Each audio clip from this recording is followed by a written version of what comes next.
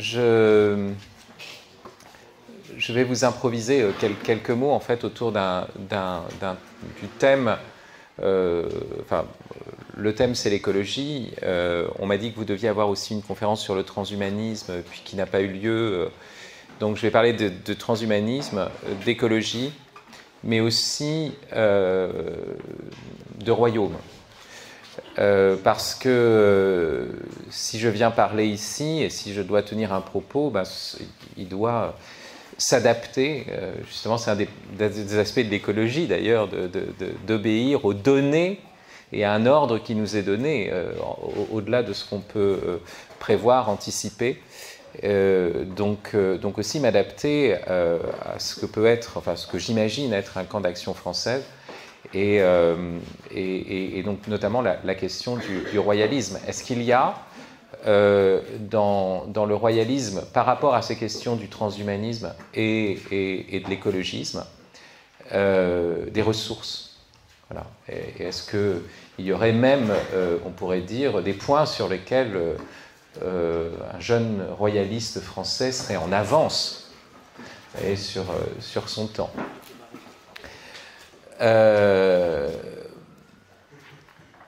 La première chose, c'est qu'il est naturel, bien sûr, d'aborder l'écologie intégrale dans un camp d'action française. Comme vous le savez, on a dû vous le répéter plusieurs fois, mais l'usage de l'adjectif intégral comme correctif, si vous voulez, à la fois correctif d'une erreur et puis en même temps dire qu'on veut avoir une vision plus globale, c'est Maurras qui le fait. Avant Maurras, il y a bien sûr Proudhon qui va parler de fédéralisme intégral. Et c'était un usage commun à l'époque d'employer l'adjectif intégral dans ce sens-là. Mais malgré tout, dans l'apparition du terme écologie intégrale dans le discours de l'Église et chez le pape François, en fait, la généalogie est très claire. C'est le nationalisme intégral de Maurras. Vous voyez, et je vous rappelle que Maurras n'était pas... d'emblée un nationaliste. C'est peut-être un des problèmes d'ailleurs, tout ce qui est national est nôtre au lieu de tout ce qui est royal est nôtre. Vous voyez, ça peut être une question parce que le nationalisme, c'est une doctrine qui apparaît une fois qu'on a décapité le roi et qu'il faut fédérer comme ça une France qui n'a plus de référent incarné, je dirais. Donc c'était le discours, on pourrait dire, commun, le nationalisme à l'époque. La Jeanne d'Arc la plus mise en avant, ce n'était pas la Jeanne d'Arc royale, c'était la Jeanne d'Arc des Républicains, celle de Michelet, etc., donc d'un nationalisme républicain. Et donc Maurras dit, vous voulez être nationaliste, très bien, mais le nationalisme intégral, c'est le royalisme. Vous voyez, bon. Deuxième étape, Jacques Maritain, qui a été à un moment... très intéressé par l'action française, mais qui va, disons, collaborer à la justification de la condamnation de l'action française par Rome, à un moment donné de l'histoire. Donc, au courant de cette expression nationalisme intégral, lui, lorsqu'il va critiquer l'humanisme, je vous rappelle que l'humanisme, au départ, est plutôt un humanisme athée, où l'homme doit être au centre, etc., va écrire cet ouvrage très fameux dans les milieux romains, puisqu'il a été traduit par Paul VI, en fait, en italien, à savoir ce livre s'appelle « Humanisme intégral ». Et c'est à partir d'humanisme intégral, si vous voulez, que dans l'Église d'aujourd'hui, le pape François, qui avait le choix entre plusieurs qualificatifs pour une écologie chrétienne, il aurait pu faire comme a fait Tugdual d'Herville, l'écologie humaine. Il a choisi cela, écologie intégrale, et donc vous voyez, il y a une filiation écologie intégrale, humanisme intégral, nationalisme intégral, donc c'est curieux, mais c'est la fortune, vous voyez, des mots, en tout cas de cette épithète intégrale qui vient jusqu'à nous, donc avec une origine dans la rhétorique maurassienne. Pour ce qui est du transhumanisme, vous savez que ce terme est un terme qui a été forgé par Julian Huxley, le frère de Aldous Huxley, qui était un généticien, et qui va être le premier directeur de l'UNESCO, donc d'une organisation internationale importante après-guerre, ce qui est quand même assez inquiétant quand on y réfléchit. Et c'est parce que lui, l'eugénisme, le mot eugénisme était devenu galvaudé en raison de l'usage qu'en avaient fait les nazis. Donc il ne fallait plus être eugéniste, il fallait trouver un nouveau mot, et il a employé le mot transhumaniste. La première occurrence d'une telle expression, vous le savez peut-être, se trouve dans le Paradis de Dante, où Dante emploie le verbe transhumaner, transhumanar, dans son italien, je dirais, premier. Et donc, c'est très étonnant parce que quand vous regardez bien, le terme transhumanisme pourrait renvoyer à quelque chose donc de catholique, puisque c'est ce que fait Dante en traversant l'enfer, le purgatoire et le paradis, et en connaissant cette purification intégrale de son être, cette conversion de son être. Donc, transhumaner, vous voyez, c'est aussi une chose, on pourrait dire, mais le christianisme est un transhumanisme intégral. Vous voyez, à la limite, rien ne nous empêcherait d'affecter le terme transhumanisme du même coefficient, enfin en tout cas du même qualificatif que le terme écologie. Et dire, ben voilà, on est des transhumanistes intégraux quand on est des catholiques. Parce que, effectivement, comme dit Pascal, l'homme passe infiniment l'homme a une destinée éternelle, l'homme doit être un homme nouveau, qu'est-ce que c'est que l'homme nouveau, etc. Donc on a des thématiques qui sont chrétiennes. En tout cas, vous voyez, ce qui est certain, c'est qu'il y a dans le transhumanisme quelque chose qui est de l'ordre de l'hérésie chrétienne, et qu'il y a dans l'écologie quelque chose qui est sans doute fondamental, sans doute un éclairage, mais qui peut aussi devenir quelque chose de périlleux, de dangereux, une hérésie contemporaine. Alors, je voudrais maintenant essayer de poser, après ces remarques sur les termes, de poser juste quelques points qui permettent de déterminer l'époque dans laquelle nous sommes, qui pourrait d'ailleurs vous permettre de comprendre aussi l'intérêt que j'ai eu pour le royalisme, pas simplement parce que j'ai épousé une ancienne chef de section de l'Action française, qui a entarté Jacques Delors, mais voilà.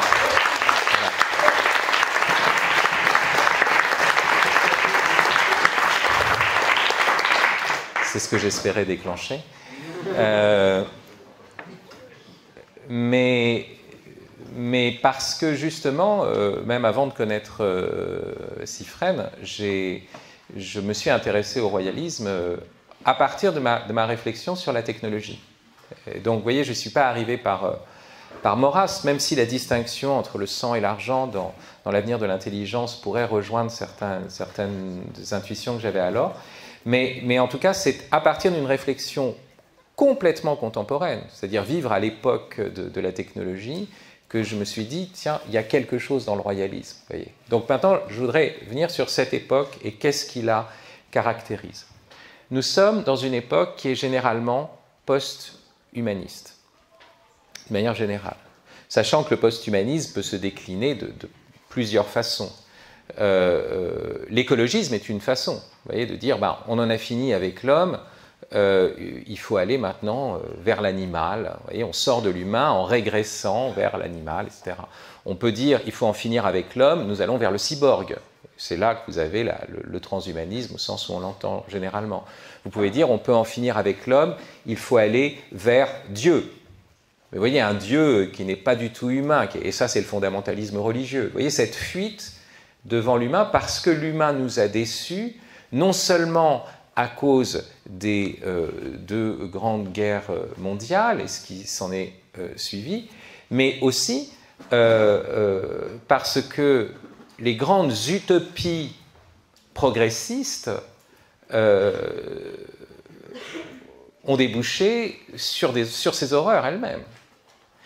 Et que la grande utopie qui apparaît avec, bien sûr, les Lumières et la Révolution française, mais surtout qui va se déployer aussi bien du côté du Reich que du soviétisme, ces utopies qui sont des utopies qui ont un caractère politico-sociale, eh bien, montre qu'elle ne marche pas. Et alors, première chose, ce règne de l'humanisme athée, de l'homme qui va se sauver par ses propres forces grâce au progrès de son savoir et de l'instruction, cela a donné voilà, les deux grands totalitarismes du XXe siècle. Dès lors, il n'y a plus aujourd'hui d'utopie politique. C'est d'ailleurs ça qui fait que la gauche a perdu toute assise et elle est comme en apesanteur. Reste peut-être le libéralisme qui ne s'est jamais pensé directement comme une utopie, mais enfin bon, là encore, quelques problèmes se posent. Je ne veux pas entrer dans le détail. Donc il n'y a plus d'utopie et ces utopies politico-sociales ont été remplacées par, finalement, la dernière utopie qui reste, c'est une utopie technologique. Donc ça, c'est la première chose, la technologie comme substitut à l'idée que l'homme va s'en sortir simplement par une transformation du régime politique, vous voyez, la démocratie, ou l'avènement d'un état de droit, voilà, où là, la dimension, je dirais, politique était première. Non, là, c'est vraiment, par la technologie, nous allons modifier l'homme de telle sorte qu'il va être un homme apaisé, et où des systèmes cybernétiques dépassionnés vont gérer de manière optimale les affaires humaines. C'est ça l'utopie technologique, c'est ça l'utopie cybernétique. Je vous rappelle que Norbert Wiener, le père de la cybernétique, est quelqu'un qui, juste après la Deuxième Guerre mondiale, devant l'horreur de la Deuxième Guerre mondiale, se dit que les hommes, comme êtres passionnés, commettent des atrocités. Donc il est normal, vous voyez, de déléguer à des machines la gestion des affaires humaines pour arriver à une société apaisée. Donc, vous voyez, chez Wiener, on voit très bien le passage comme tel de l'utopie politique qui a déçu, qui a échoué, à une utopie technologique. Avec donc encore, malgré tout, caché un horizon politique, qu'il le veuille ou pas. Mais... Ça, c'est un point fondamental qui détermine notre époque, donc fin du progressisme, fin de l'humanisme. Comme le dit très bien Rémi Brague, autrefois on disait comment promouvoir l'humain, et on était un peu tous humanistes, même Sartre disait l'existentialisme est un humanisme, il fallait à chaque fois montrer qu'on était humaniste. Mais cela s'effondre. Tout un courant anti-humaniste, même spécialement en philosophie, avec Michel Foucault, etc., qui va se développer. Et aujourd'hui, la question, c'est pourquoi continuer avec l'humain? Est-ce qu'il faut continuer avec l'humain? Nous sommes les premières générations à se poser cette question-là. Le deuxième point qui détermine notre époque, c'est l'horizon de l'extinction. Le point de départ de ma pensée, depuis que j'ai commencé à réfléchir un peu moi-même, c'est la fin. J'ai toujours pensé à partir de la question de la fin de l'espèce humaine. Nous sommes les premières générations à considérer cette fin comme un horizon non seulement probable, mais certain, à plus ou moins long terme, et même, sous un certain rapport, imminent. Les générations précédentes vivaient, bien sûr, avec l'idée d'une imminence de la mort, mais c'était la question de la mort individuelle qui primait. Désormais, c'est cette question de l'extinction totale de l'espèce humaine. Elisabeth Kolbert, dans ce livre qui avait reçu le prix Pulitzer il y a quelques années, qui s'appelle « La sixième extinction », disait que la première notion scientifique qu'acquiert un enfant de nos jours, c'est la notion d'extinction. Parce qu'on le fait jouer avec des figurines de dinosaures, quand il est tout petit, puis après il comprend que ces dinosaures étaient beaucoup plus gros que ces figurines, Et enfin, alors qu'il vient d'ôter ses couches, il comprend que cette espèce-là, le tyrannosaure rex, a disparu. Entièrement disparu. Alors, vous pouvez vous dire, parce qu'on est tous tellement darwiniens, ou tellement... parce que Darwin n'était pas un catastrophiste du point de vue de la succession des espèces, mais enfin, tellement marqué par un catastrophisme du point de vue de l'évolution des espèces, que ça ne nous choque plus. Mais je vous rappelle que pour les anciens, une espèce était immortelle. Les individus mouraient, et ce qui motivait, comme le dit Aristote par exemple, ou Thomas d'Aquin, ce qui motive ultimement la reproduction, la génération par des individus périssables d'autres individus, c'est que par là, ils participent à l'immortalité divine.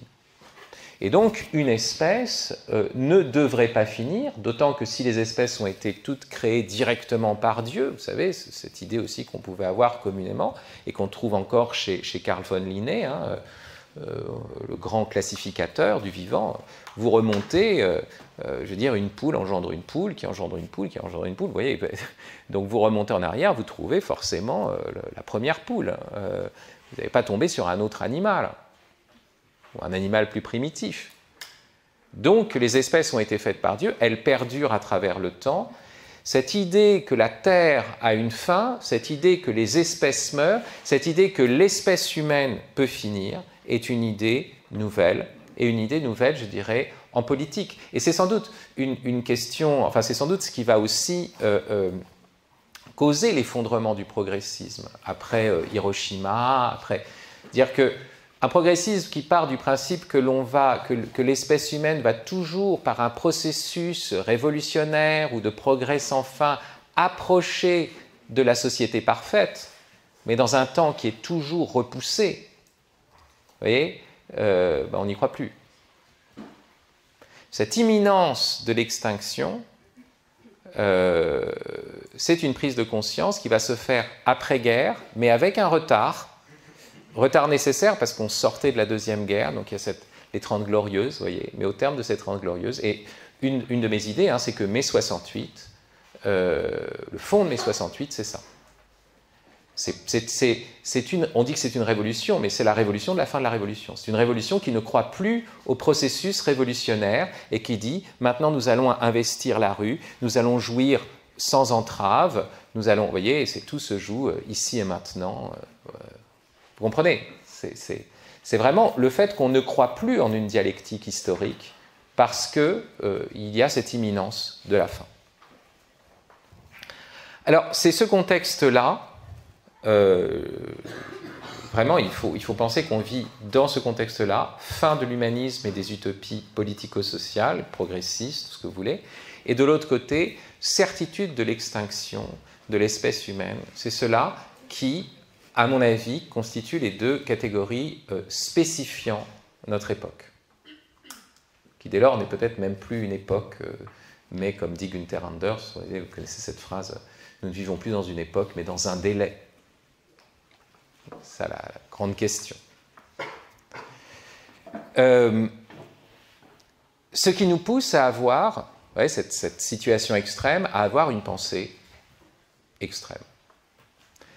Ou radicale, en tout cas de revenir aux racines pour penser cette situation extrême.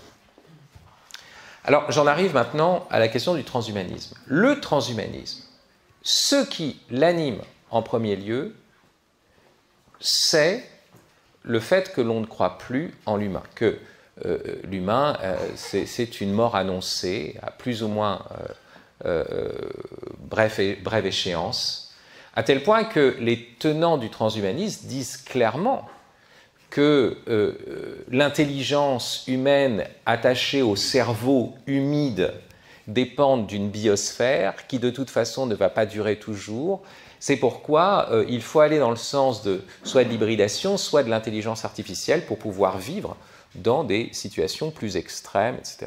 Et c'est ça. Hein. Et notez que par rapport à la question de l'extinction, ça leur donne un coup d'avance par rapport aux écologistes. Parce que les écologistes vont dire, bon, il faut réintégrer la nature, le cycle naturel, parce qu'il faut s'en sortir. Oui, mais on sait que ultimement, on ne s'en sortira pas toujours. Donc, il faut se confronter résolument à cette question de la possibilité de la fin. Vous pouvez dire, on va réintégrer les cycles naturels, oui, mais s'il y a un réchauffement climatique de toute façon qui se fait, parce qu'il y en a eu indépendamment de l'action humaine, et si de toute façon la Terre, à telle ou telle échéance, doit disparaître, qu'est-ce que ça nous dit de l'humain? Vous voyez? Et ça, c'est une vraie question. C'est une question qui demeure.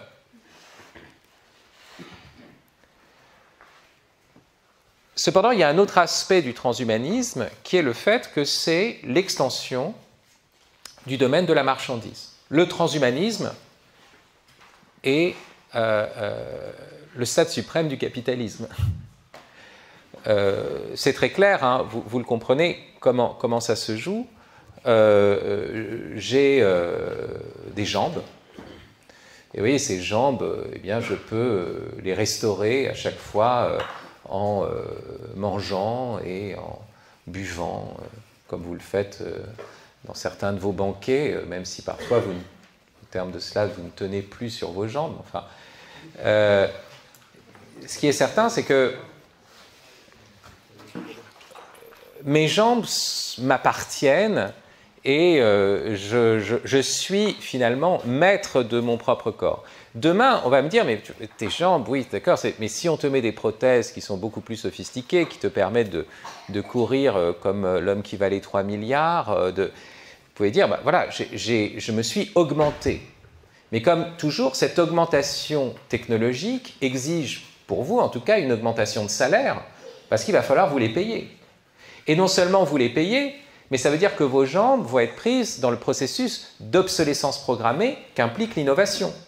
Donc il faudra en plus à chaque fois les changer et acheter les dernières, vous voyez comme vous faites avec votre téléphone portable, les dernières jambes plus optimales. Sinon après, vous voyez, si vous ressemblez aux ordinateurs des années 70, vous voyez, vos jambes, ça va être monstrueux. Vous êtes tout de suite un dinosaure quand vous êtes un cyborg en fait. Il faut aller vite. Il faut toujours racheter les nouveaux trucs. Et puis quand ça se casse, ou quand ça tombe en panne, vous voyez, comme je dis souvent, transhumaniste, vous êtes immortel, mais vous tombez en panne. Vous avez pu mourir, mais vous allez tomber en panne. Vous devez appeler le spécialiste, l'expert, etc., qui va devoir réparer vos jambes. Donc, vous voyez, l'idée, c'est que on exploitait le corps de l'ouvrier pour travailler dans les mines. C'est ça un stade du capitalisme. Désormais, c'est le corps de l'ouvrier qui devient le gisement. Et c'est le corps de l'ouvrier qui va devenir lui-même marchandise non seulement par sa force de travail, mais aussi par les différentes parties de son corps. Vous voyez, qu'on pourrait remplacer par des dispositifs, etc. Donc voilà. Alors, ça me permet d'arriver au premier point que je veux aborder avec vous maintenant du point de vue plus conceptuel. Est-ce que c'est pas normal finalement? Est-ce que l'homme, comme être qui se spécifie par la technique, l'homme qui est un être de technique, qui se distingue des autres animaux précisément par la technique, et qui donc sort d'une vie cyclique où l'espèce reste toujours la même, pour entrer dans une histoire, pour dépasser toujours ses conditions initiales de vie, est-ce que le transhumanisme n'est pas au fond l'humanisme dans sa dernière version, et c'est normal que l'homme se dépasse encore, vous voyez. Et on pourrait dire, déjà, quand un mec a inventé la roue, déjà, vous voyez, il avait un dispositif qui augmentait son corps. Avec une caméra, vous augmentez votre corps. Avec votre... Vous voyez, toutes ces questions-là, où ça s'arrête?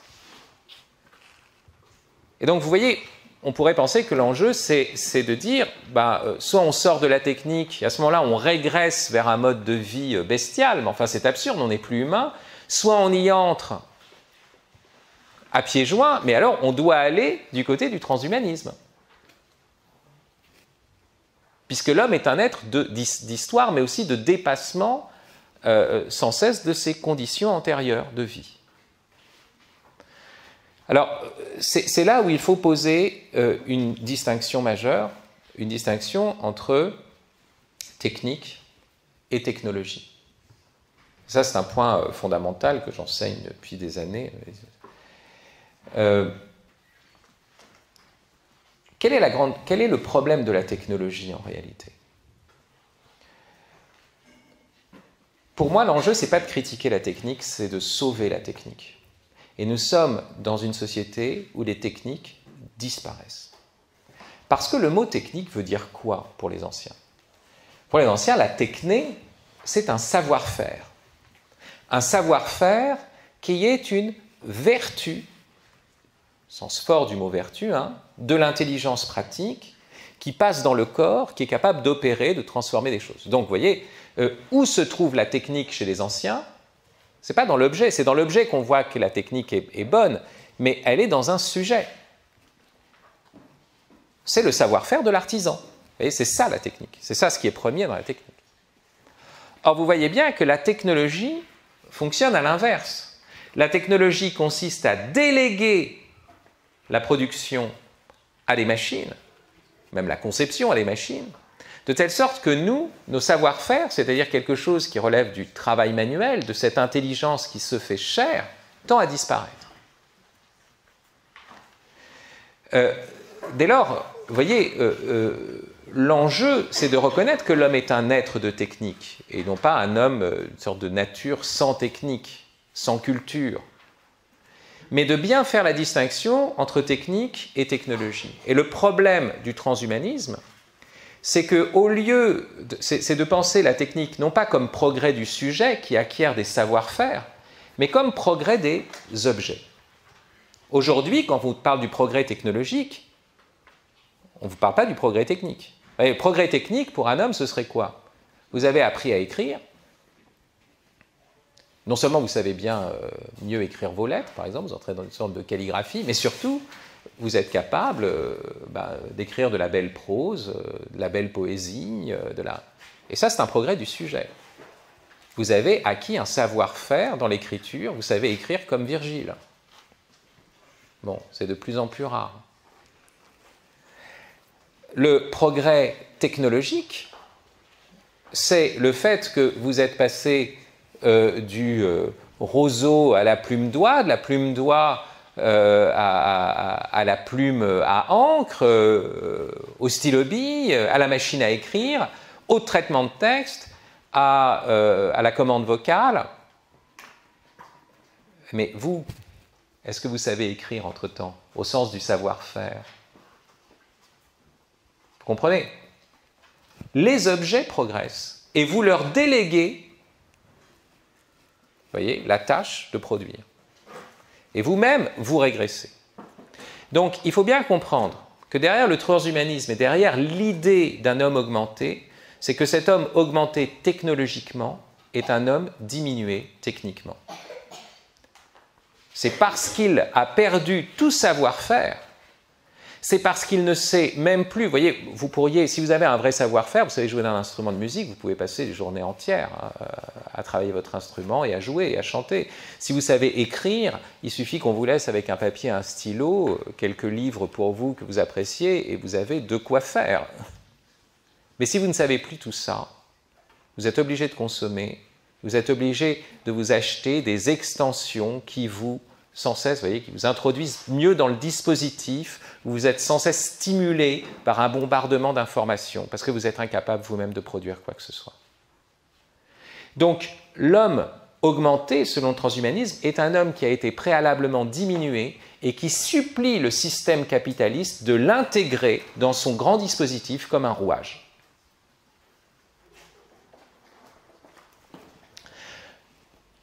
Deuxième point que je voudrais aborder, non pas la question de la critique de la technique, qui suppose vraiment qu'on distingue ici technique et technologie, mais la question du retour à la nature, qui est un point fondamental de l'écologie.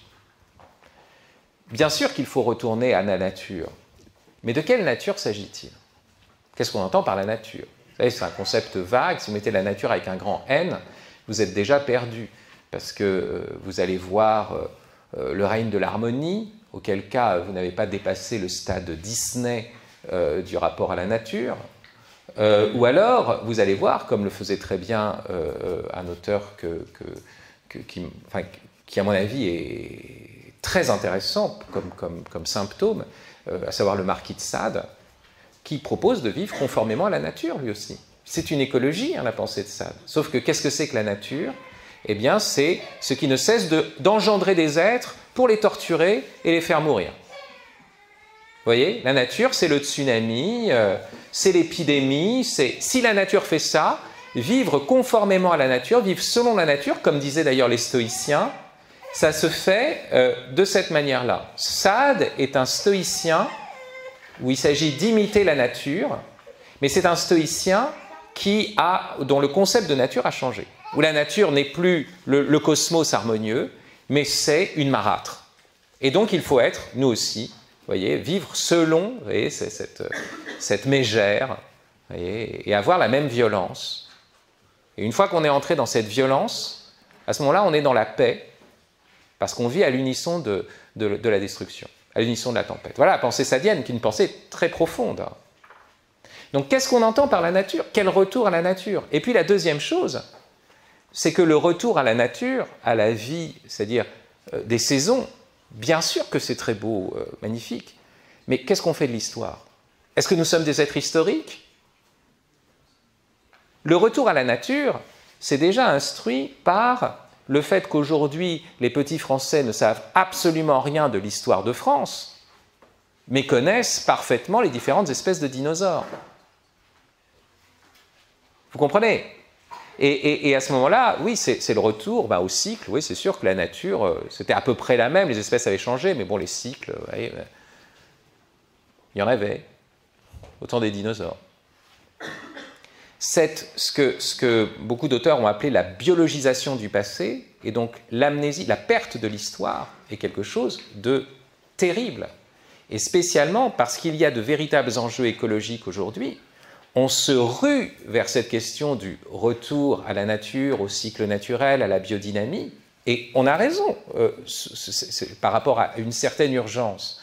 Mais si c'est au prix du sacrifice de la dimension historique, de la nature humaine, alors là c'est une catastrophe. Et c'est pour ça que vous allez trouver chez certains écologistes la même rupture anthropologique que chez les transhumanistes. Ouais, le véganisme, par exemple, qui vous dit nous allons arrêter de faire de l'élevage, alors que l'élevage fait partie de la relation de travail avec l'animal, fait partie de la vie humaine, eh bien c'est une rupture anthropologique, parce que ça veut dire que tous ceux qui ont bouffé de la viande avant et qui ont élevé des animaux, c'était des méchants, donc Abraham. Et si vous appelez Jésus le bon pasteur, vous dites que c'est un méchant tortionnaire, en fait, derrière le mot bon pasteur. Vous comprenez? C'est-à-dire que la figure du berger devient une figure mauvaise. C'est pourquoi il y a un enjeu de retourner à la nature, mais de comprendre qu'il y a chez nous le cycle et la flèche. Il y a cette dimension, effectivement, que nous avons en lien avec les autres animaux cycliques, de ce qui revient, et on doit toujours penser ce qui revient. Mais il y a aussi ce qui est irréversible, notre rapport historique au temps. Le fait que le temps est une succession d'événements qui fait qu'il y a des avant et des après, et qu'on sort de la circularité. Et ça, c'est un point absolument décisif. Il y a un seul lieu où la flèche et le cycle sont parfaitement pensés, où le cycle est là pour nous rappeler l'événement qui fait qu'il y a un avant et un après, et que nous entrons dans une histoire sans retour, ou que si nous retournons toujours en avant, c'est la liturgie. Et la liturgie, c'est un cycle qui va même suivre les saisons, mais qui nous renvoie à ce qui vient fonder l'histoire. La création comme début, la parousie comme fin, l'événement de l'appel d'Abraham, de la sortie d'Égypte, une série d'événements jusqu'à l'incarnation, bien sûr, et le Triduum pascal, qui divise le monde entre un avant et un après radical. Vous voyez?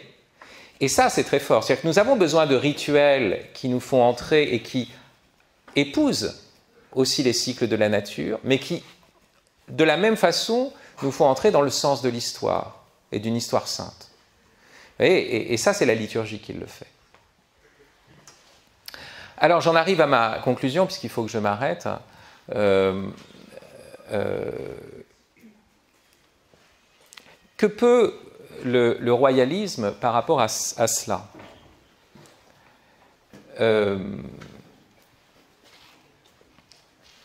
J'ai parlé du royalisme tel que je l'entends, c'est-à-dire non pas la monarchie comme telle, c'est-à-dire la monarchie au sens abstrait, le pouvoir d'un seul, ça pourrait être n'importe quelle monarchie, une monarchie élective, une monarchie... Donc, on parle de la royauté française avec cette dimension dynastique.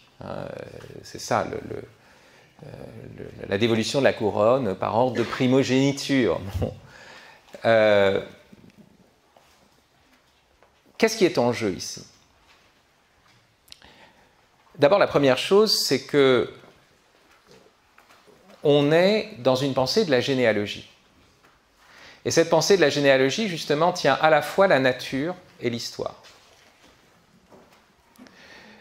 On est un héritier de toute une grande histoire. Et c'est pour ça que souvent, eh bien, les jeunes royalistes ont une plus grande conscience de l'histoire de France que les autres. Pour qui l'histoire commence à la Révolution française, vous voyez, ou au dernier tube de Bruno Mars. Mais enfin, c'est pas...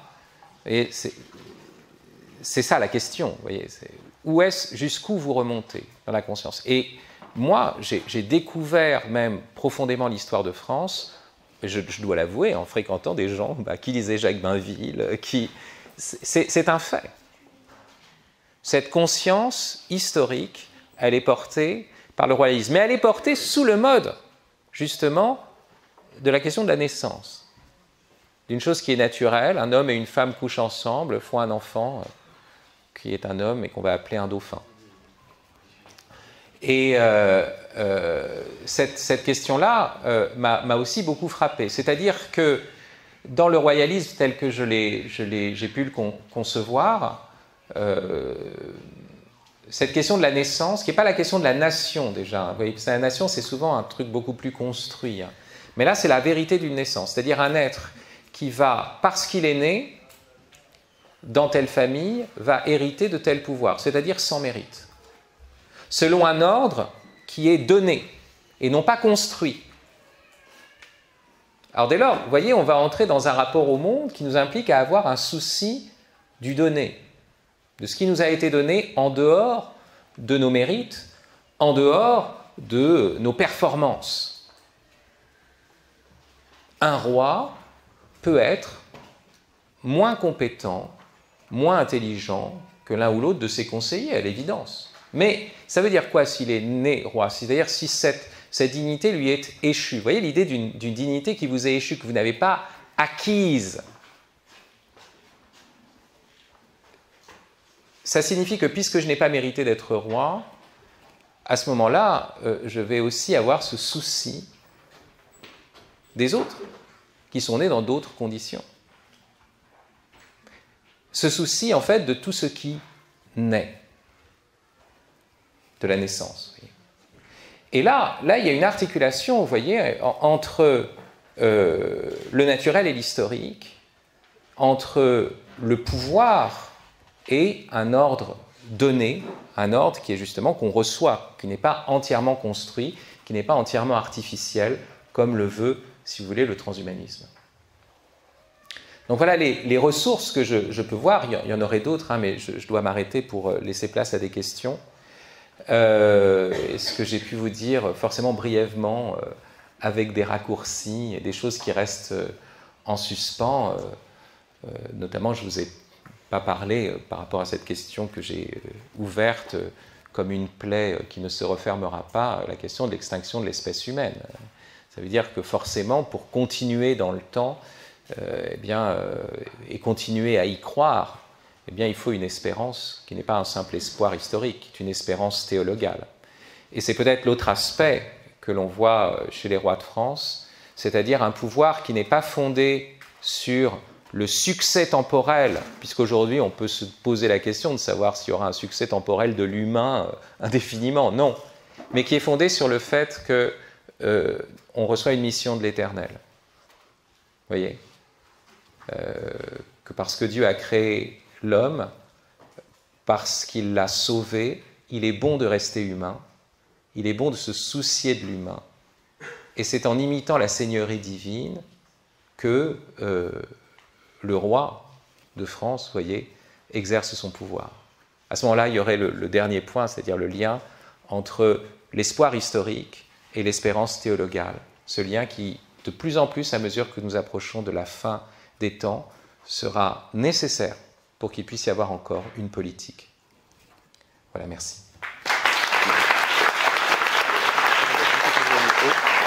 Ah oui, c'est plus simple.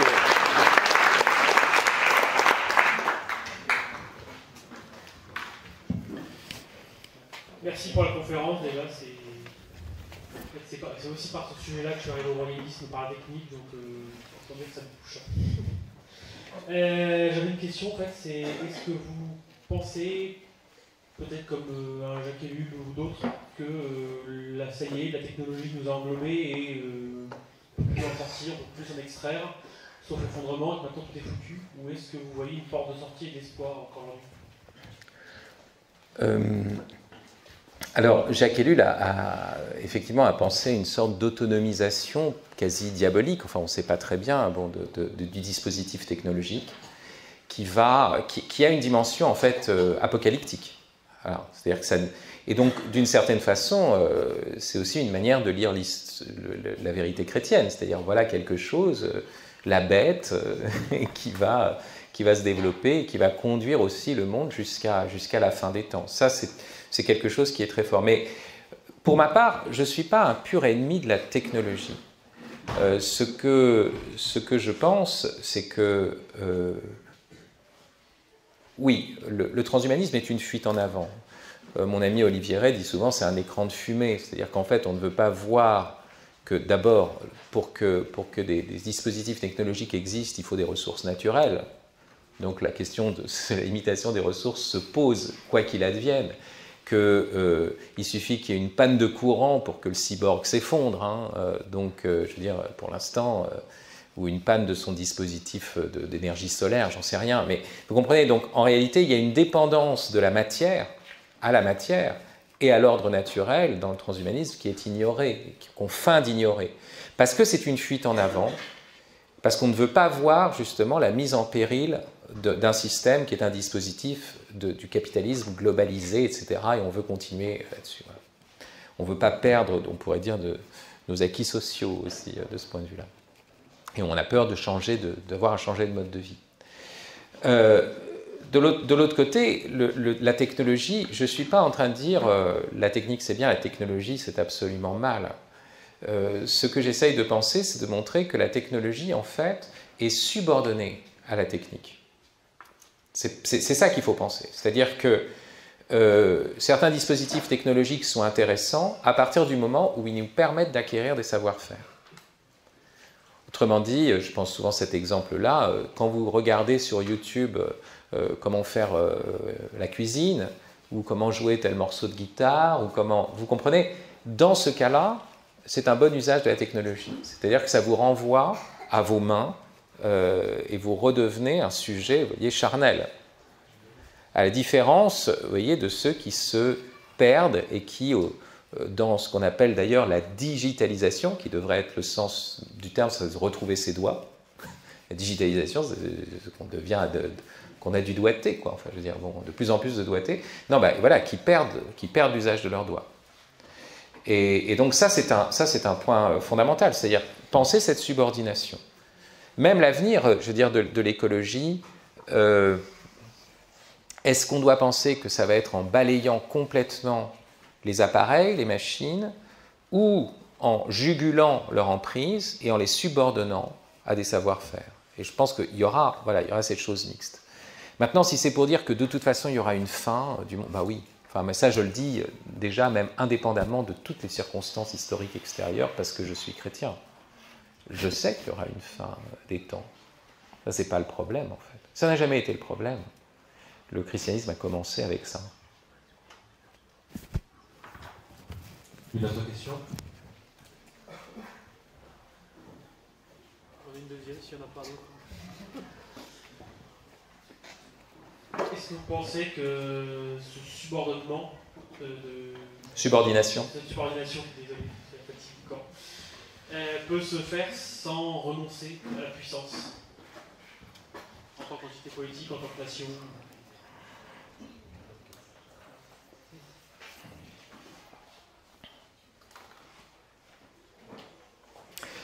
Oui.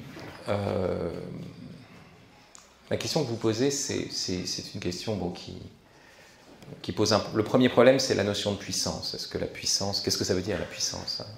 Moi, je défends la puissance. Vous voyez, et je suis ennemi vous savez, de ce discours qu'on trouve dans ce sorte de christianisme mollasson. Vous savez, on dit, mais Dieu est amour, il n'est pas puissant. Et puis parler d'un Dieu tout puissant, mais enfin, vous voyez, un amour impuissant, on sait ce que ça fait. Enfin, ça pose quand même des gros problèmes. Donc, il est évident que la vraie question, c'est quel est le sens premier de la puissance et du pouvoir. Le pouvoir ne consiste pas à écraser les autres. Le pouvoir, c'est justement la capacité de pouvoir relever les faibles, de pouvoir relever les petits. C'est là que vous avez un vrai pouvoir. Donc, vous voyez, la miséricorde est la marque de la toute-puissance. C'est le signe de la toute-puissance. Et une puissance qui ne serait pas marquée par une dimension de miséricorde, vous voyez, ne serait pas une puissance. Elle serait impuissante. Est-ce qu'elle aurait besoin, pour s'élever, d'écraser les autres? C'est le signe d'une impuissance. Donc vraiment, le concept de puissance est un concept qu'il faut revisiter. Alors maintenant, je reviens à votre question qui concerne en réalité la question politique majeure. D'abord, le technologisme, c'est la mondialisation, donc c'est la perte, on pourrait dire, de... Ouais, aujourd'hui, j'ai fait une conférence à l'école de guerre il y a un an à peu près, un peu plus d'un an, où la question qu'on avait posée, c'était défendre sa patrie à l'heure de la mondialisation technologique. Alors, pourquoi défendre la France, quoi? Pourquoi je vais défendre la France? Je regarde des séries Netflix qui sont faites aux États-Unis. Je veux dire, quel est mon lien à ce pays? Voilà. Et ça, c'est un vrai problème, un problème d'adhésion. C'est pour ça qu'il est presque plus facile, à la limite, aujourd'hui, de défendre l'Oumma, vous voyez, cette utopie en apesanteur d'un islam conquérant, parce qu'on croit qu'on a l'esprit avec nous, que de défendre une patrie charnelle, dont vous voyez, on a l'impression qu'elle disparaît dans cette grande globalisation. Vous voyez, donc ça, c'est une vraie question. Et même défendre cette patrie charnelle, on pourrait dire, mais est-ce qu'il ne faut pas justement mettre en œuvre toute la puissance technologique, donc le nucléaire, donc des soldats avec des exosquelettes, voire des cyborgs et des drones, pour pouvoir défendre un monde? Vous comprenez, ça c'est évident. C'est une bonne question. Vous savez qu'un des arguments typiques par exemple de Laurent Alexandre, c'est de dire le transhumanisme, il faut qu'on le fasse, parce que si on ne le fait pas, c'est les Chinois qui vont le faire, c'est les Coréens qui vont le faire, et donc ils vont arriver avec leur armée de cyborgs, et on sera laminés de toute façon. Donc il faut qu'on s'engouffre dans ce truc-là. Vous voyez? C'est évident que c'est ça la première chose. Si on repense cette question de subordination, en fait, il ne faut pas être naïf. Oui, un peuple, pour se préserver, a besoin d'une armée et a besoin d'une puissance militaire et va avoir besoin de certaines technologies militaires. C'est évident. Il ne faut pas... bon. Donc ça, il faut le faire. Il faut le faire. Il n'y a pas de doute là-dessus. Mais là encore, vous voyez, c'est ce rapport de subordination, c'est-à-dire qu'on le fait pour pouvoir défendre un lieu. Vous voyez, de la même façon que comment ils s'appellent, je sais pas, ce sont des rangers, on dit en anglais, je ne sais plus le mot en français, mais enfin, des rôdeurs, c'est traduit différemment. Vous savez, tous ceux qui gardent la comté des hobbits, elle existe. Et comme un lieu, justement, où on mène une vie pleinement humaine, puisqu'on sait très bien que le hobbit, c'est l'homme dans son plein déploiement. Mais il faut autour des rôdeurs comme Aragorn pour la protéger, il faut des magiciens tout autour, vous voyez, pour que cette chose puisse exister. Donc il faut... Et la grande tentation, c'est de dire, ah oui, mais à quel moment, pour protéger la comté, je vais utiliser le pouvoir de l'anneau?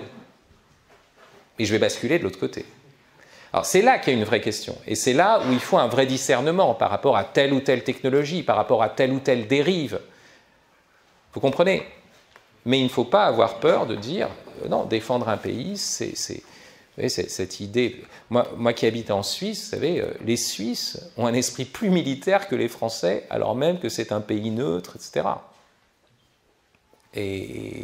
Et en fait, c'est une armée de milices où presque tout le monde participe. S'il doit y avoir une défense nationale, ça va être une défense vraiment territoriale de chacun. Ils sont capables de faire une guerre de guérilla du jour au lendemain, les Suisses.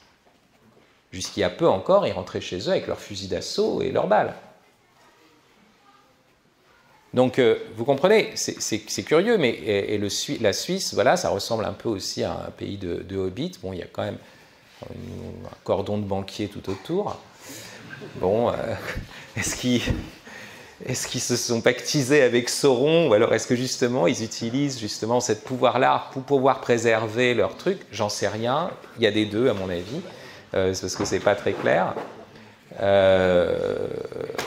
Et le seul pays qui peut vraiment être démocratique, voilà, peut-être celui-ci. Enfin, en tout cas, il y a une histoire complètement différente de la France. Mais cette question du pouvoir et du pouvoir militaire et de la technologie dans le pouvoir militaire, c'est une vraie question. Et il ne faut pas la négliger et dire on doit simplement renoncer à la puissance. Écoutez, merci beaucoup pour cette intervention.